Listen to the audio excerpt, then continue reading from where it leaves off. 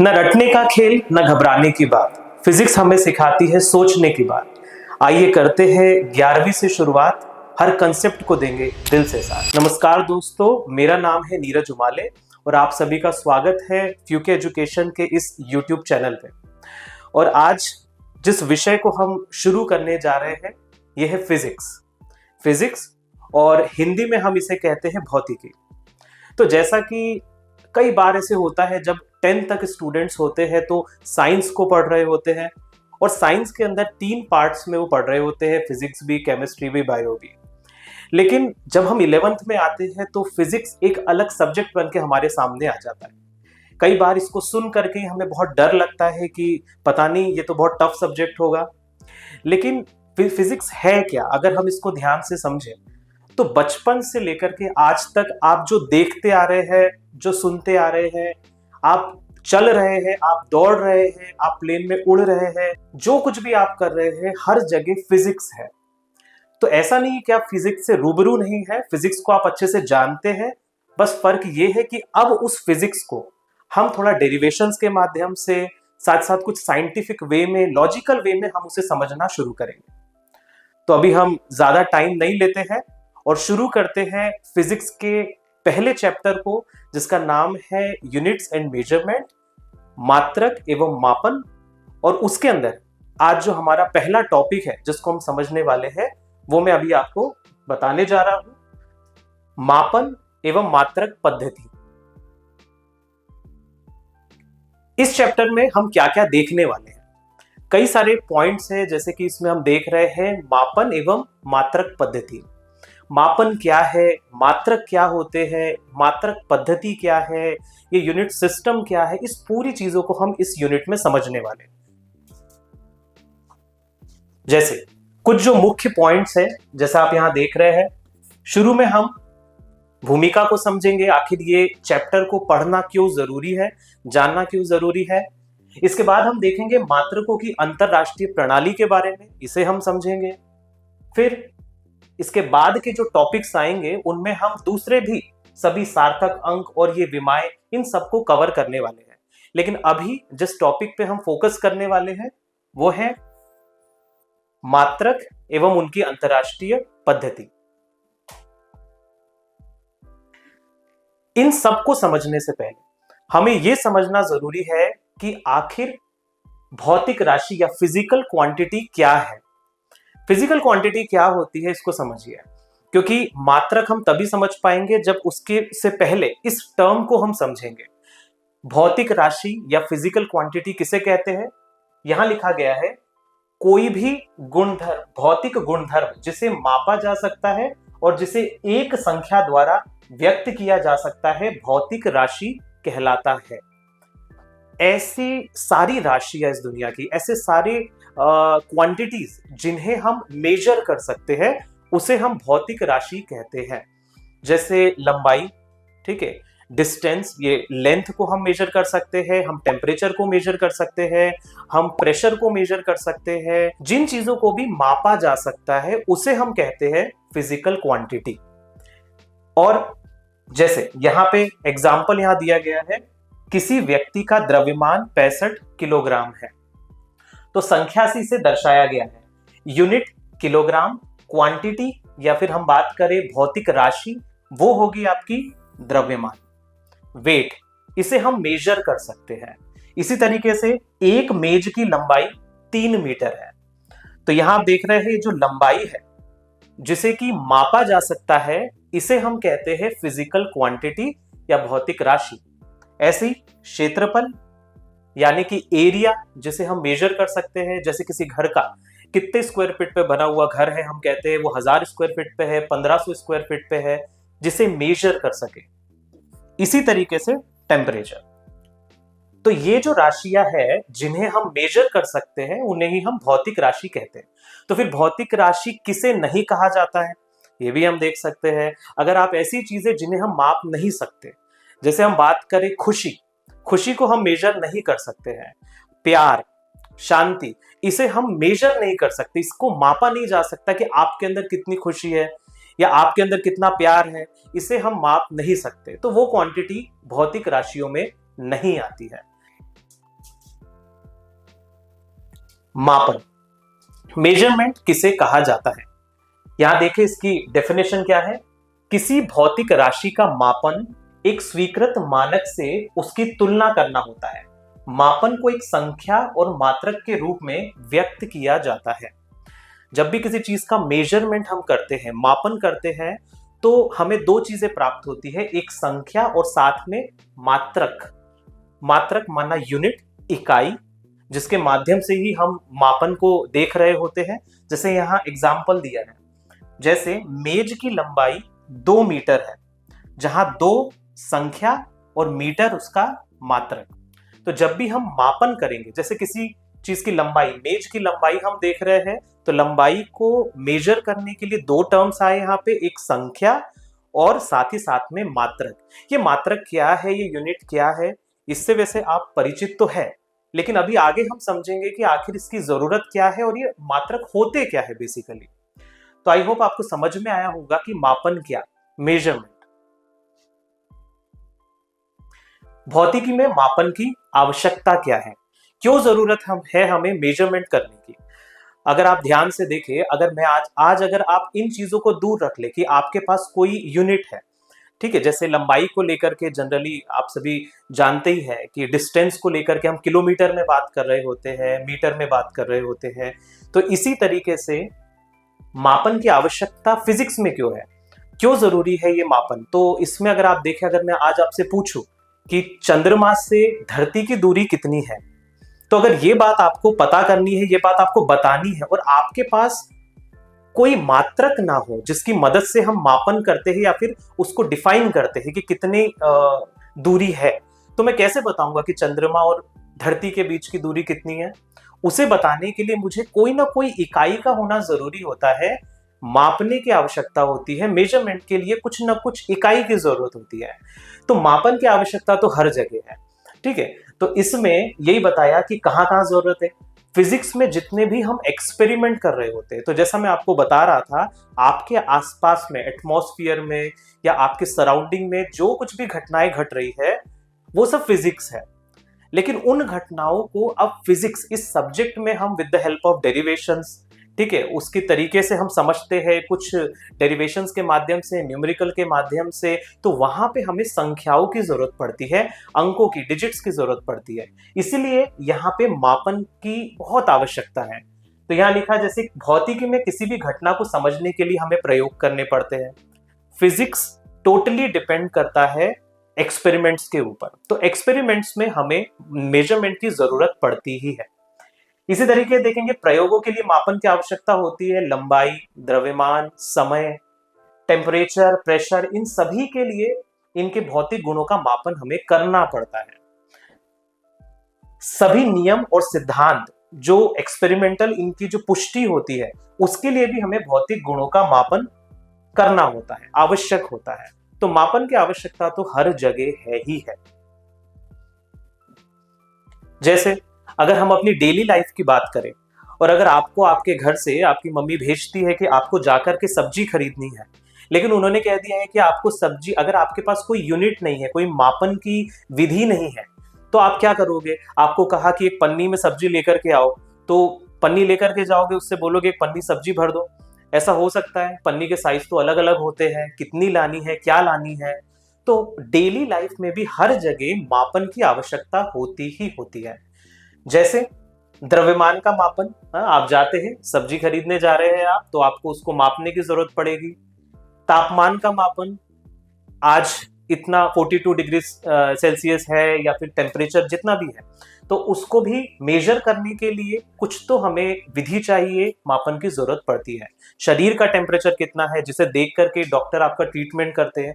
Daily life में भी मापन की बहुत आवश्यकता है। अब यहां पे बात आती है मूल मात्रक और व्युत्पन्न मात्रक, fundamental unit and derived unit. तो मात्रक, जैसे आपको बताया, ये मात्रक क्या है, जब हम किसी चीज का मापन करते हैं तो उसे एक अंक के साथ और उसके साथ में उसकी मात्रक के साथ रिप्रेजेंट करते हैं। तो मात्रक यूनिट्स को कहा जाता है, दो तरीके के मात्रक होते हैं, एक होते हैं मूल मात्रक और दूसरे होते हैं व्युत्पन्न मात्रक। तो यहां आप देख सकते हैं इसकी परिभाषा क्या लिखी है। भौतिक राशियां तो बहुत सारी होती है, लेकिन हम सीमित मात्रकों का उपयोग करते हैं क्योंकि ये आपस में जुड़ी हुई होती है।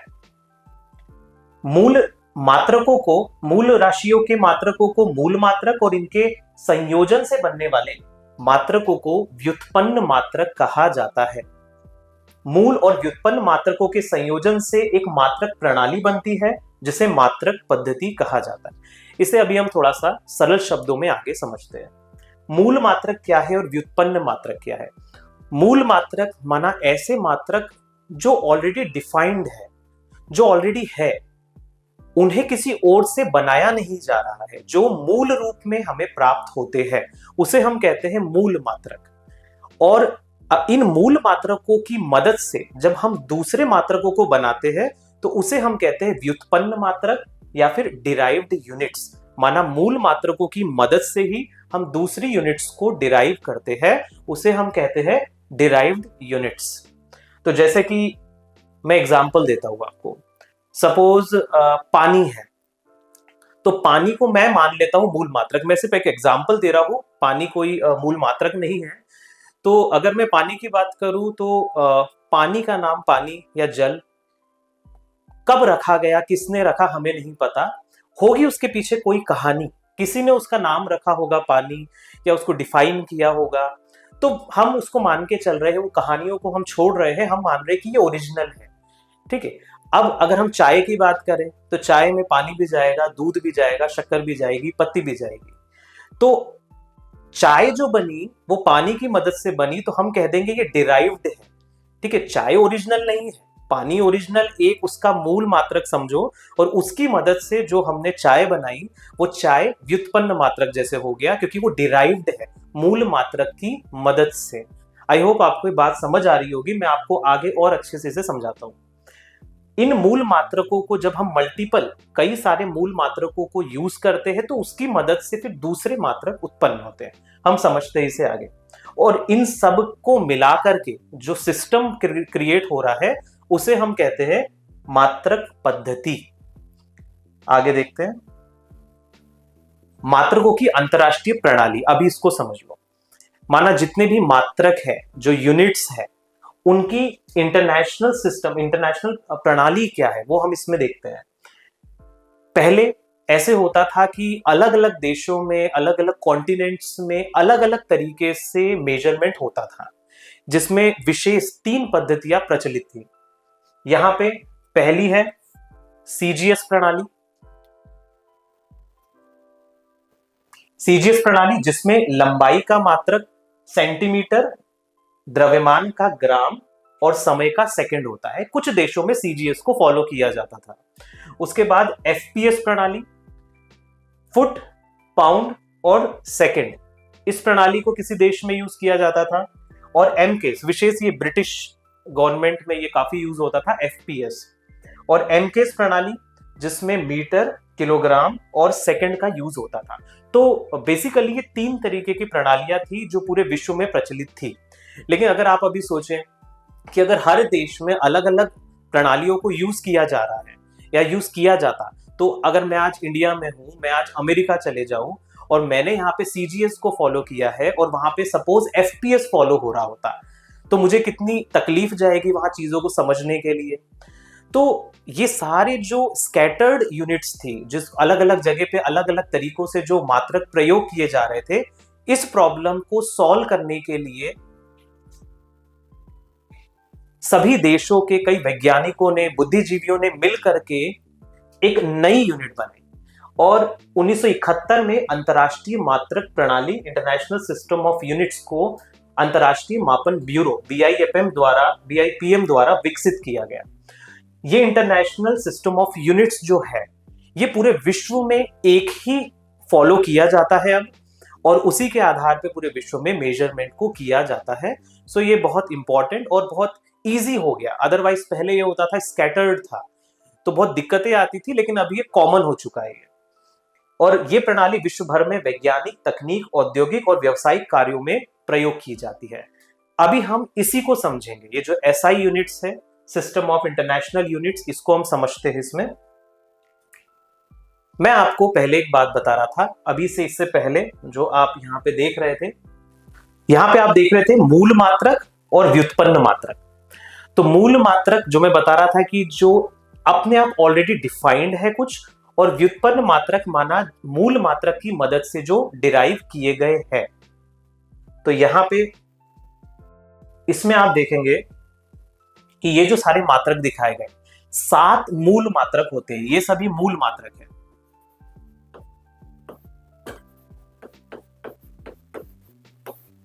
तो मूल मात्रक क्या होते हैं?